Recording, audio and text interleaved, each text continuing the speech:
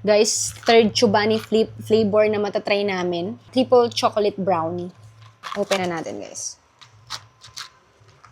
May expired na kasi ito bukas, kaya kailangan makontent na namin ni Shine. Ay, parang nag-water na siya. Medyo nag-watery lang siya, guys. Hindi ko alam, baka dahil nga pa-expired na siya bukas. Pero mukhang okay pa naman. Amoy okay pa naman. Tikman muna natin ang hindi natin sinasalin tong nasa kabilang side.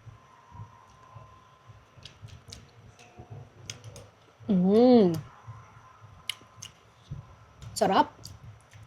Lasang chocolate. Parang very light. Nalalasahan ko na lasa siyang cocoa.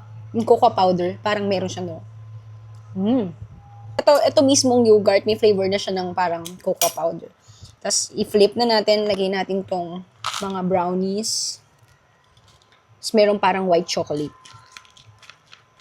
Same price lang pala to dun sa naunang dalawang na-try namin, guys. 185 pesos. Yan. Try natin nung merong mga brownies.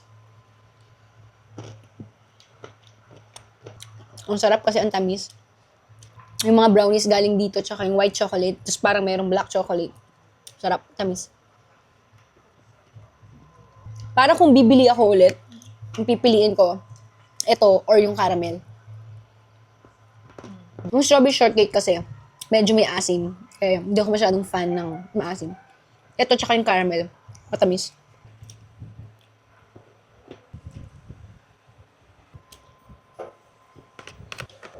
Last bite.